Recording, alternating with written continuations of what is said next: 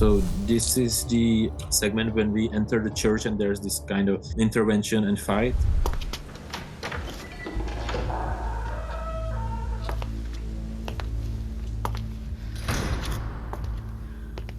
Mr. McCarthy! Oh, it's... hey, what... This was the basic idea when we started to create a branching story that's completely in audio with this kind of movie-like sound design. So, everything in the game is crafted in sound, like all the ambiences, all the Foleys. So we wanted to recreate this feeling like you're really inside the story. Hello, welcome to another FMOD Deep Dive. Today we're talking to Tom Oramus, who is the sound designer and developer of the game Evidence 111. The game is an interactive audio story about a detective solving a crime, starring the likes of the Rosamund Pike. Tom works in post-production during the day and has leveraged this experience to develop his own game. Today we'll be talking about how Tom has used middleware to drive most of the gameplay in many respects, whilst making sure he's super organized and tidy within FMOD Studio so that it does most of the heavy lifting in terms of audio implementation. And if you're watching this and just starting out on your game audio journey, learning about implementation, the idea of creating an FMOD project that drives gameplay might feel a little bit impossible. And that's why my course FMOD Challenges exists. It covers so many common scenarios that we find ourselves in the middle of on real paid projects. The course is not a tutorial, it's hands-on practice with real-life scenarios and walkthroughs. So when a developer asks you on a project, can you do this? You can confidently answer yes. There's a link in the description below if you want to find out more about it and what it looks like in action. You will also get access to the group chat feature where myself and other members of the course will answer questions that you have around implementation. Now, let's dive straight into the interview with Tom, explaining how he came up with the concept for his game. Hi, Tom. Hi. Nice to have you with us to do a little interview. I'd love to hear more about Evidence 111, particularly what was the concept originally? How did the idea come about? Yeah, so the idea is it's already a couple of years ago, and we kind of wanted to create audio version of the games like Heavy Rain and Detroit, which are defense of this, interactive stories. It's kind of difficult to produce these. It's quite expensive and difficult. But some sound designers are something like, oh, maybe we can do some kind of story, but just in audio, and it shouldn't be so difficult. So this was the basic idea when we started to create a branching story that's completely in audio and with this kind of movie-like sound design. So everything in the game is crafted in sound, like all the ambiences, all the Foleys. So we wanted to recreate this feeling like you're really inside the story. That's awesome. And what was maybe the main challenge, the main takeaway? I know we're going to get into FMOD in a second, but the main challenge after you decided to do this, what came up as the most difficult thing? I think there were a couple of challenges. One because the original idea is really I think 2015 or 2016, and back then it was quite difficult to produce because the game is completely mixed in binaural sound. We wanted to achieve this sense of immersion, and back then there were not so many tools that you could work with, so it was quite difficult, to recreate the sense we wanted to achieve. And it was oh, it sounds good, but it's not good enough. So this was a technical challenge, and also another challenge was because it's still for us kind of fun project, and we did it in our free time. So the challenge was to find the time to do it, because it kind of ended up quite a big project with a lot of sound design and a lot of actors and everything, and to manage it was quite difficult. Speaking of actors, I noticed that you got the Rosamund Pike to do some voice acting for you. Yeah. It's not often you see such a big Hollywood star working on indie games like that. So please tell me, how did you end up working with her? Well, back then it was during COVID. She was actually living in Prague. It's where I'm based. And because she was doing the Wheel of Time series here for, I think, 3 years, probably. And she was kind of coming to our studio because of a lot of ADR remote sessions. She was doing some ADR sort of projects. They were doing Hollywood in England. And that's how we met. And after a couple of sessions, I just asked her, we got this kind of interesting project. It's an audio story. Also, the game is completely accessible for visually impaired players. So kind of pitched it to her. And she said, okay, this sounds interesting. It took some time because she was really busy here in Prague with all the shooting and producing. But ultimately, she recorded one of the characters in the game, and it was like amazing experience because she's really like I've never met her on set, but in the studio she is really amazing. Like her voice acting is great. It's fantastic. It just goes to show like networking really is just who you know, and just being friendly, being nice, being professional, and opportunities kind of come out of that. And you also mentioned you were all doing this in your free time, so you will work in post-production, right, for film predominantly? Yeah, that's kind of like main job. It's like film post-production, so working on movies, TV series, and so on. Wicked, fantastic. And like, how do you find the time to like do the, like, I guess that's a challenge in itself, right? To find the time to work around your day job. Was that stressful, or did it help having these skills and this access to maybe the studio?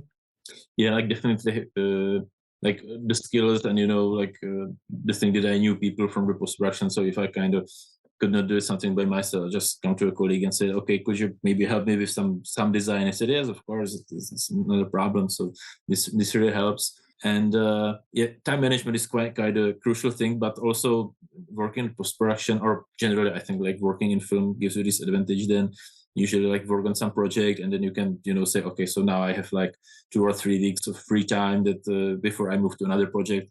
So let's spend the free time working on the game, and record some lines, or maybe edit something, or mix the things. So it was like this, handling this free time between the projects usually. Okay, fantastic. Okay. Yes, so I guess the obvious place to start is talking about how FMOD is driving a lot of the gameplay, right? Because normally it's the other way around. We have game data driving which sound should play, but you've had to do the opposite, being an audio-driven video game. I guess, like, what's the best example of that situation, maybe? Okay, I maybe start like with the general concept, and probably it will come, I think, naturally.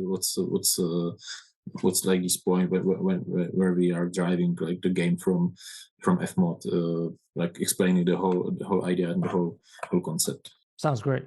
So this is our FMOD project, and maybe like for the beginning, I'll just explain how the game works, or what are the maybe limits, or what are the differences of this concept, because basically the game works as an interactive story where you listen to certain segments, and then you have like options to pick what's going to happen next. And all these segments I might show you. So we can imagine like this audio clip that you see is probably like a minute-long audio segment that plays after you make some decision, and then you will hear this action. And as you can see, this is really just a wave file. I might just play it a bit, so you can kind of guess what's going on. So just let me play it. Better not drink. I need to stay focused. My head hurts even without whiskey.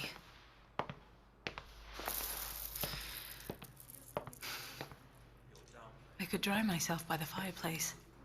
It looks so warm there, and I'm still soaking wet from the rain. That painting on the wall is weird. A father, mother, and 7 children. Okay, so basically when you're listening to the game at this point, like from the gameplay perspective, there's not really much like happening inside the engine, because this is just playback of the of some wave file.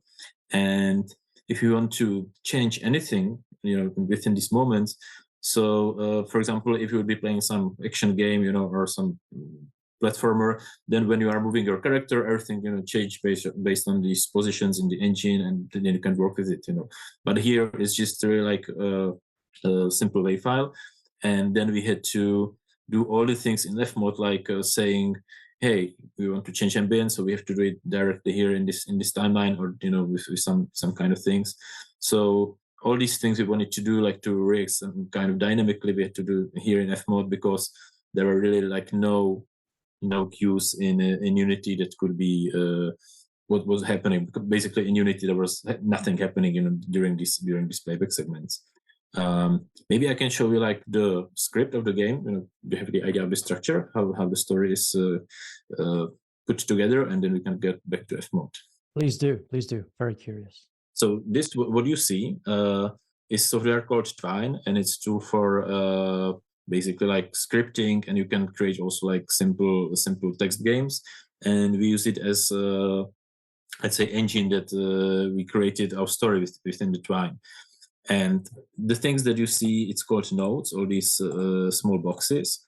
And when you open, when you click on it, you open a node that gives you, it's basically like what's happening during that moment. So it's kind of like a segment of the script. And that was it. And all these lines that are connected between the nodes is was basically the structure of the story. So just to show you, like the story is complex. So it starts basically here and then goes through all these lines.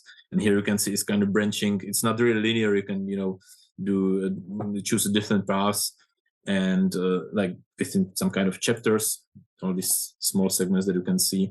For example, this is one chapter, and then you go through the story up until the very end, which is still not there, which is here. So I think like in total we got more than 200 or 300 nodes. So these are these story segments, and basically each of these nodes that you can see here represents one wave file in FMOD timeline. It's slightly a little bit more difficult, but for to make things easy, you can mention like this. So I'll switch back to FMOD. The thing that you heard here, this audio clip, was just one node within the story. And if I zoom out, you can see this timeline is one chapter of the game, which is like usually it was one part in the Twine, and all these waveforms in the beginning got these FMOD markers that say you the name of the node or the name of the segments, and this is how we kind of orientate in the timeline, because these segments, we know where to go next. For example, here when this node ends, go to this kind of called decision point, and when we go to these decision points, because what we are using quite a lot is using FMOD markers, and then in Unity, based on the marker you go through, it do some kind of predefined action. And when you reach the decision marker, it basically tells Unity, okay, so now is the point you reach a decision point where the players can pick some options. In the game, you can imagine like the options you can pick by swiping left, right, and down. So there could be either 2 or 3 options. And based on the swiping that you do, we got this decision parameter here in FMOD. If I open it, so we got predefined like 4 options. So based on the swipe that you do in the game, so if you pick option A, option B, option C, or maybe D, which is in the end not present, so it will jump to another segment of the game. And you can see we got these two jump markers, and each is using a different condition. So once the decision is set to value A1, which is basically option 1, it will jump to this segment, and if you pick option B, it will jump to this segment. And this is how we kind of move through the structure of the story. And the only thing we have to take care of is that all these kind of nodes or these marker names are same as in Twine in the scripting software that I was showing, because it's kind of connected, because Unity is taking information also from the Twine and also from the FMOD. Is it kind of like clear, Sergio? What do you think, or do you have any questions about this? So just to get like the workflow correct, so we're creating the scripting in Twine to create the structure, so we understand where we are in the storyline and what decision we then take and where that can lead to. And then that each of those nodes connects up to, I guess, a game object in Unity, or how does that then connect with FMOD, and where does Unity come in, I guess, is my question. Well, the Unity is we imported the Twine into Unity, and from the Twine it got like information from the nodes, because we are also like doing one thing, that because there are 2 options basically, I might mention it. After each node ends, you can either jump into this kind of decision, and you have to manually select like where you want to go next, or sometimes the nodes just follow to one another, or maybe on some parameters it will jump to a certain node. For example, there can be moments, I don't know, if you are going into the end of a node, and then based on your previous actions, it will go directly to some specific node next, and it don't have to be done by your choice, but by your previous decisions. So all these informations are kind of stored in Unity, and then Unity kind of knows, what's happening in FMOD. So I'm not really sure about the implementation, whether it's really like game object. I think it's more of like some kind of database of segments, to know where we are and kind of how to instruct FMOD as well.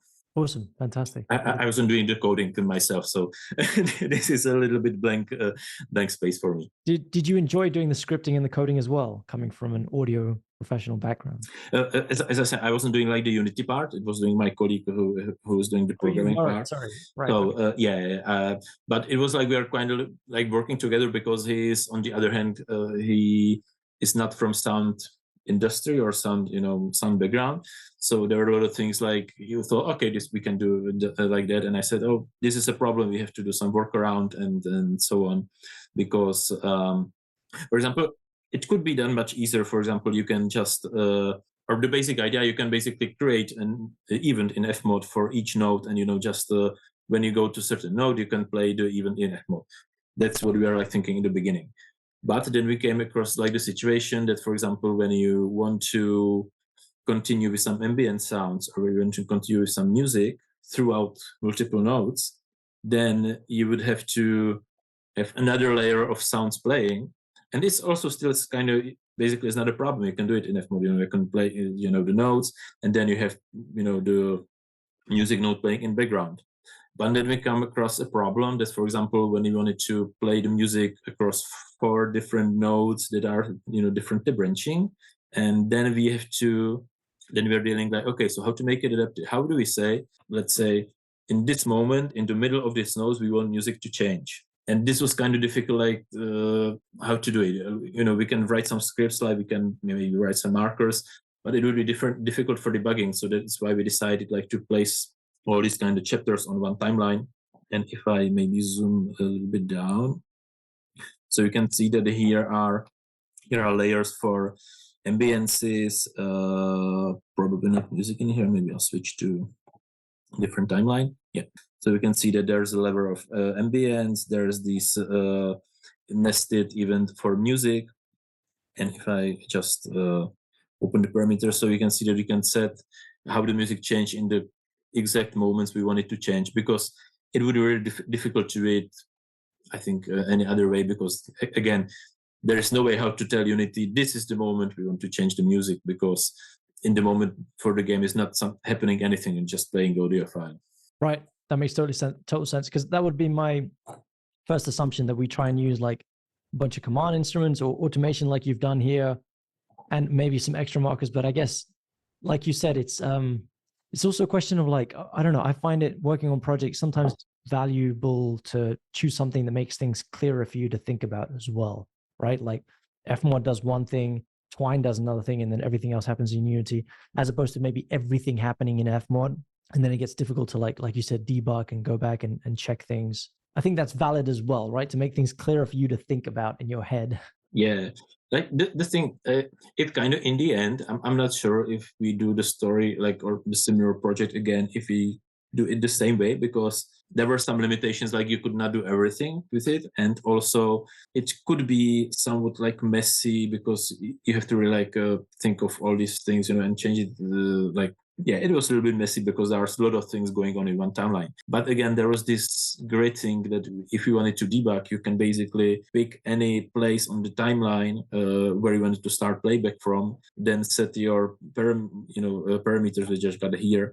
Basically, you can like simulate anything you wanted to just from FMOD. You don't have to go into the game, and it was much more quicker, because for some action sequences with music, you basically just set it, playback. Okay, I just wanted to move it, I don't know, 1 second earlier on, and so on. And if I have to do it within the game, it would be much more slower, like doing this iterative process.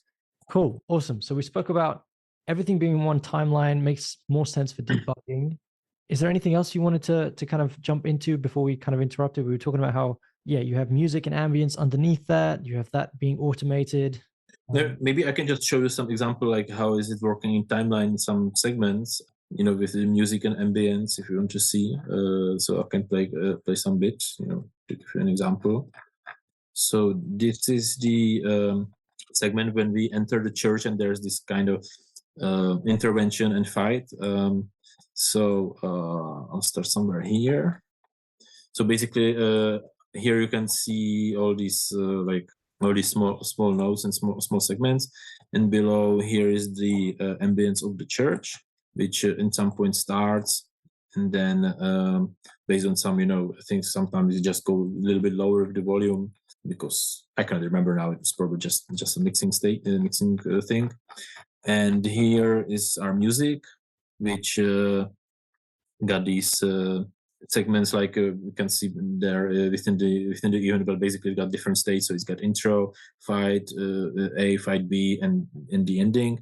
So this is like all the places where I can just skip within the music. So I'll just play this part and you can see how it goes.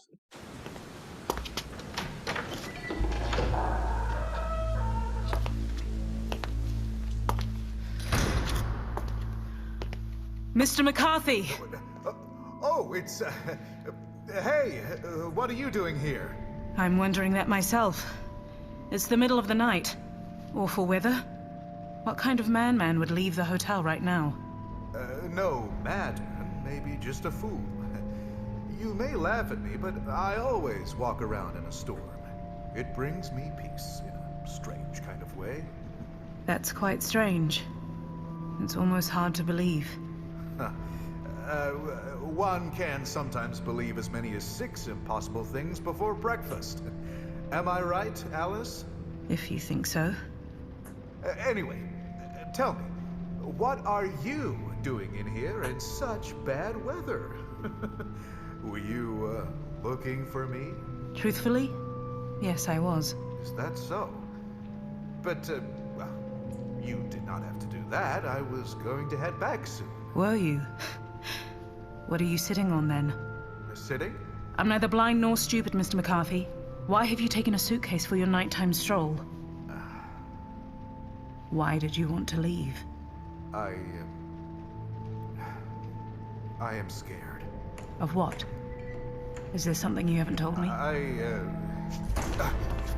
What on earth? Where's my son? Mr. Caswell, what are you doing here? You stay out of this. It seems like we all needed a little air tonight, didn't we? You'll be laughing on the other side of your face.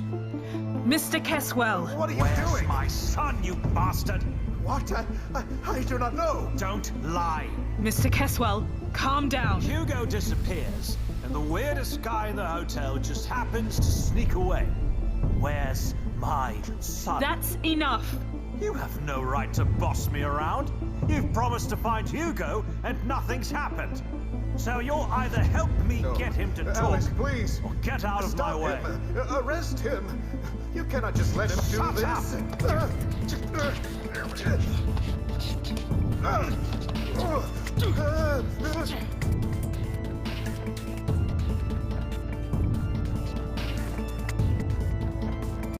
So this was one segment. You could see that it's kind of like jumping, on these notes. It was just one of the possible options that you can go through. And here in the end, there's this decision. And here is a small loop region, which basically loops everything in timeline until the player decides his option, and then it again jumps to the next point.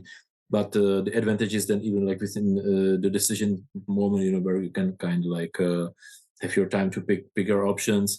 It still remains playing the ambience, the music.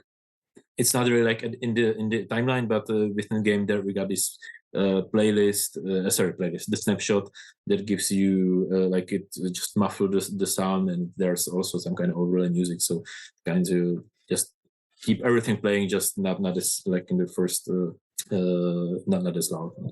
Awesome, fantastic. There's the assistant. Yeah. Okay, sorry, I put it down. Yes, fine.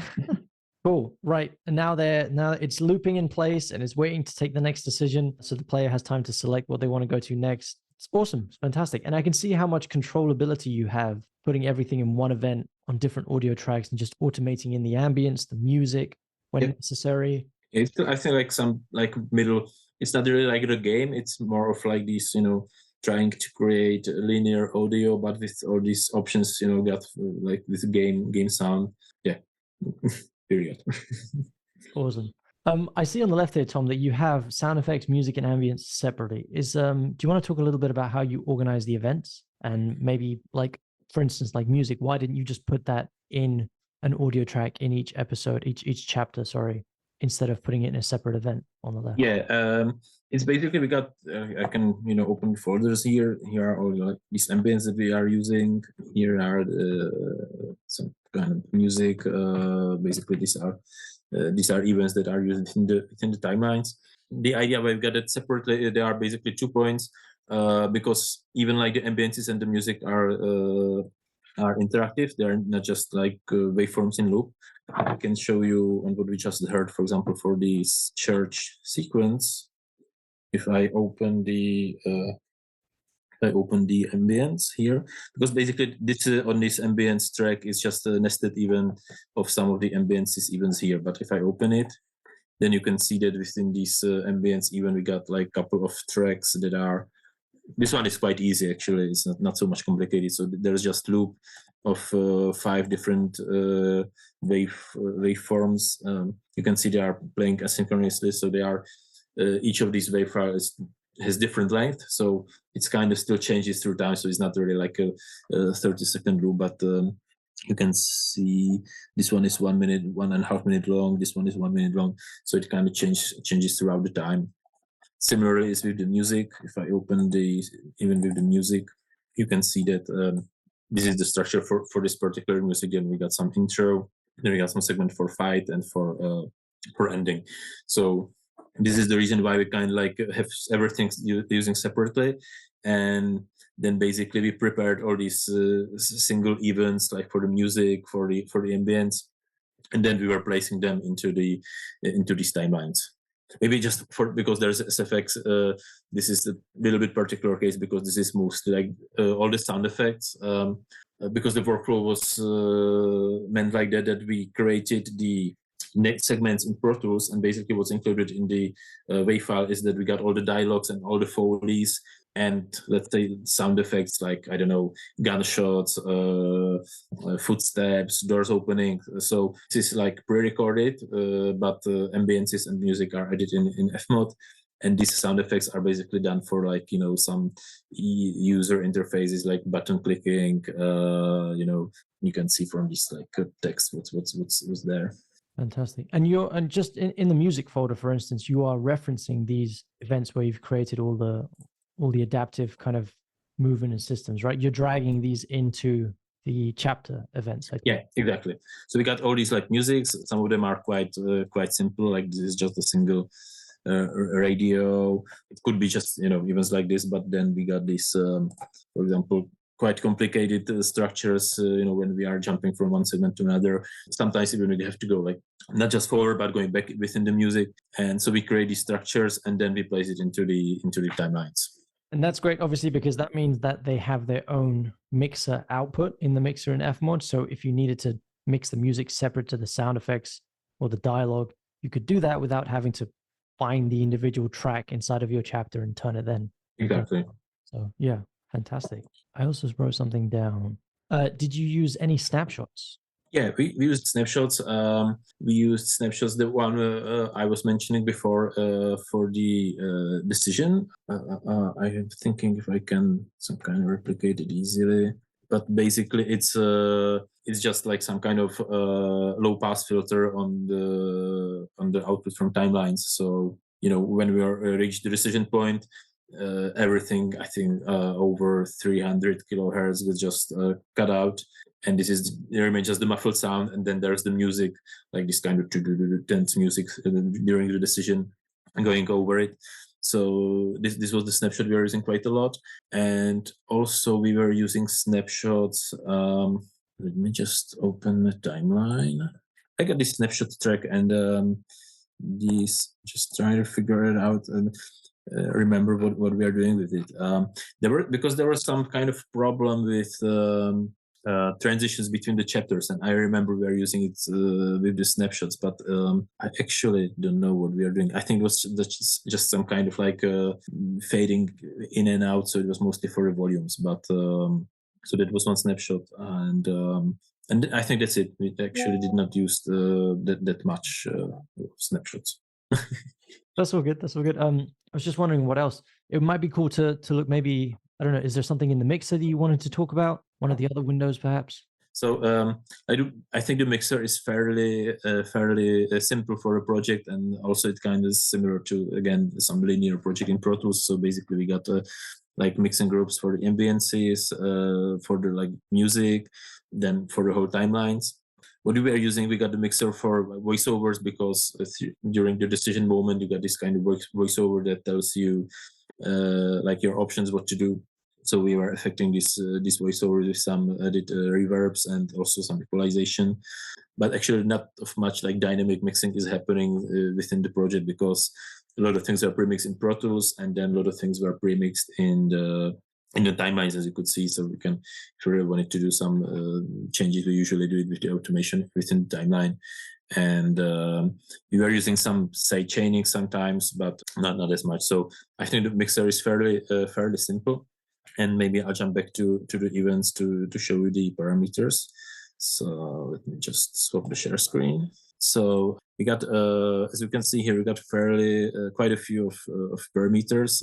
This is just parameters for one timeline, and wow. They are basically divided into two groups. First is this is really used actually within the timeline, and it's usually that's the thing that was driven from the Twine, because in Twine, in the scripting software or the screenplay software, you can set parameters and their values. So if you set some parameter in Twine, for example, if you talk to some character, then we set a parameter like, okay, you've already met it, and then the game, knows for the future references that you already talked to him, and then kind of pick the appropriate settings.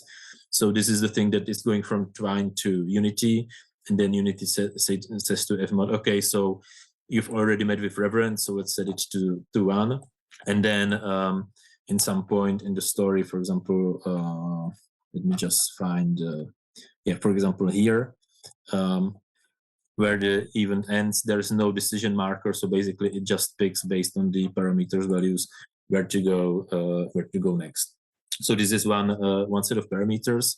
And then there's another, these are from these nested events, because for example, we wanted to have the option to automate ambiences. Like if, for example, the character moves throughout the room, then we want to have the ability to change the ambience. So this is the kind of parameters that drive the ambiences. So I maybe open the I hope it's going to be here. Yeah, so you see here are the ambience entrance, ambience reception, and ambience, this means clock in English.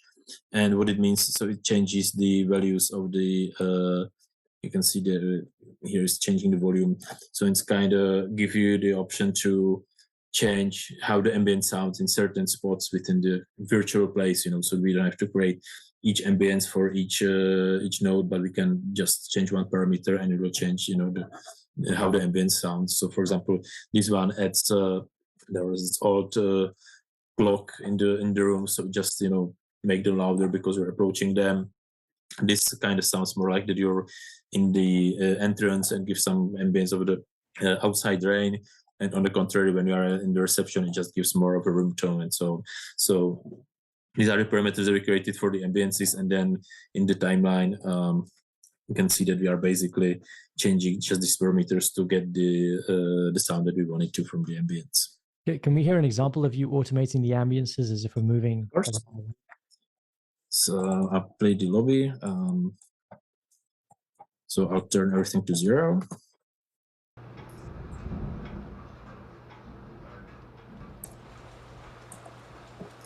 So this is like the point when you are entering with the open door outside. So you can see here the rain.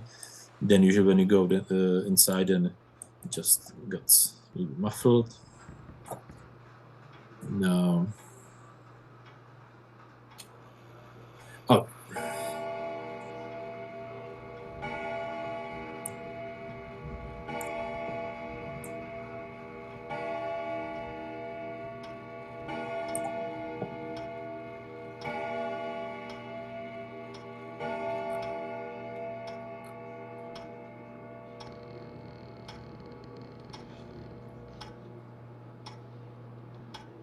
That's cool. You've also triggered the clock to chime, right? Yeah, because in certain points of the story, again, there was like moment we wanted them to chime, and just don't want to place exact very fast, so we do this trigger. And I'm not sure, because I know that there's this kind of progression of the story because it's happening during one night, so the clock chimes like throughout the story based on like real time. And I think we already also be doing some we got also like a couple of options, like it's doing 6 o'clock, 10 o'clock, midnight, and so on. But I cannot find it at the moment. Sorry. That's cool. That's cool. Fantastic. Really cool to see. Really cool. You're basically you're simulating what a virtual world is, again, just based on the audio. So it's, you're picturing in your head as well. Did you have like a map or a layout, like where the clock was and where these different rooms were that you were following? Exactly. Like it was not exact map. It was kind of like a virtual idea. Okay, now she's coming through the front door, then she has to go to reception, and then is okay, like somewhere in the right corner of the room, there's a door to the kitchen. So there was this kind of virtual map which not worked all the time. Sometimes you have to do some shortcuts within the sound or change something.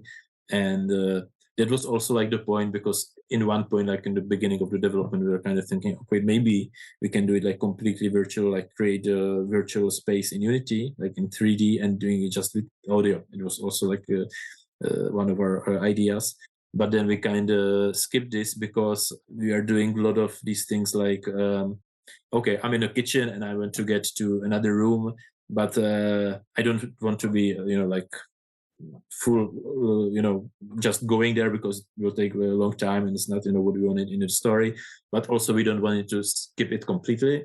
So I don't know, I just created 2 footsteps, then she goes to the door, another 2 footsteps, and she's there. And that was the thing that we probably not be able to do so easily if we got like exact virtual world when you have to move around. So it's kind of like playing with the story as we need to. Now we want to do a little bit faster, so just we skip some parts. Now we wanted to make it longer, so make the whole way longer, and she's gonna more footsteps and so on. So this gave us this ability to create it as we wanted to. Makes total sense, because I guess if you wanted to change the timings of certain things, that gets a little bit more complicated, like, and unless you're making the player like jump. And exactly. We got this sequence like when she's running from receptions into the cellar, and at first there's this kind of long dialogue. They are coming there, talking. Then they approach the cellar, but in some point she needs to get back to the reception, and it's a really tense situation. She's running, and we just showed it like she's do 3 or 4 steps within the running, and she's there, and it took like just a couple of seconds. But if we had to emulate all the way that they were going there, it would be like, oh no, so I'm now waiting like 15 seconds until she runs to the reception. It's getting boring, and all this action music and so on. So yeah, it gives us this option to craft the things we wanted to. Wicked. Tom, this has been fantastic. Is there anything else that maybe comes to mind that you wanted to talk about? Otherwise, it's been really, really cool. Like FMOD wise, I think I show probably everything I kind of wanted to. We might go deeper in some specific events, but I think the idea is still the same. It's like referencing the events, and it's just sometimes the music or the ambiences are a little bit more or a little bit less complicated. So yeah, I think like generally it's that's it. Is there any other gameplay moments that maybe you wanted to highlight? Maybe you wanted to play an event that I can then put into the episode, like, I don't know, something else that's kind of cool? I can play the part of the basement scene if you wanted to, because it's when they are in the cellar, and there's also Rosamund, so it might be nice to hear it. So let me just okay, so let's listen to this. It's going to be like a minute or 2, and okay. Or maybe I just jump as it goes.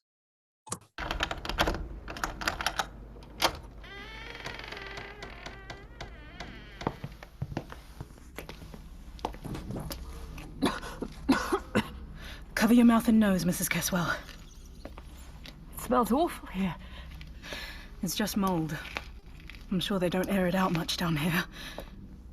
Hugo would certainly never... The door downstairs. Is something wrong? Someone's already unlocked it. Stay with me, Mrs. Caswell. Hugo? Hugo, are you there?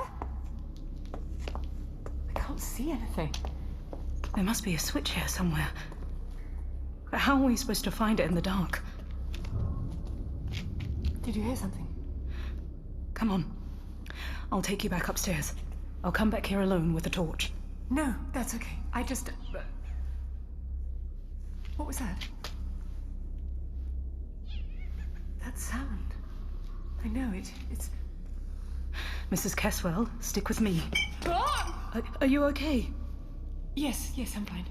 It's just... that sound. We need to go back to get some light. Give me your hand. What was that? That was the door we came in through. What's happening? Mrs. Caswell, don't be scared. The wind must have closed the door. But that's Hugo. Hugo? Hugo, are you there? Wait! Hugo! You don't know where you're... Hugo! Mrs. Caswell! Oh, now what? I can't do much in the dark. But what if something happens to her? Again, now just to show you, if I pick, let's say option A. Mrs. Caswell, stay where you are. I'll come back and bring a torch. Oh, you crazy woman. Wait till I come back.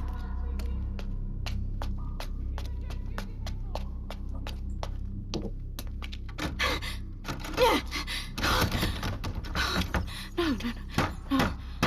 The door's stuck. Now what? Mrs. Caswell, are you okay? Mrs. Caswell, I'm coming to you. Wait!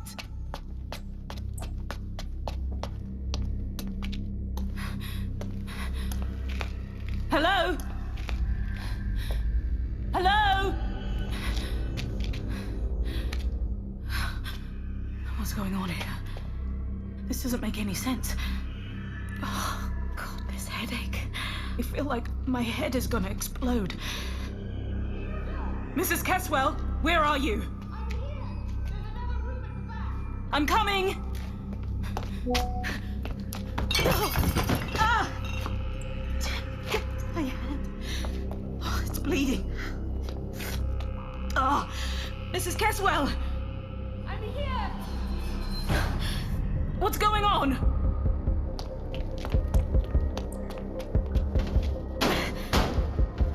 Can you please try to open the door? I can't! Damn it. Just wait, I'll get someone. Don't go anywhere. What's going on? Mrs. Caswell, what's in there? Mrs. Caswell! Hold on! Damn it, I have to open this door somehow. Please! Open the door! Oh, my... This door's just stuck. Someone must have locked it. If I had a gun, I could shoot the lock. Damn it! But maybe I could find something to break down the door. First of all, thank you very much, Tom. This was all fantastic. Really, really enjoyed having you here, and lots of Yeah, me too. insights and interesting things for people to pick up on. Thank you very much. It was a pleasure to talk with you about it. And that's it. Thanks so much for watching. I hope you enjoyed this video. As always, it's another chance to dive into somebody's work and see what game audio professionals are facing today. If you'd like to see more interviews, don't forget to check out the rest of the deep dive playlist, and I will see you in the next one.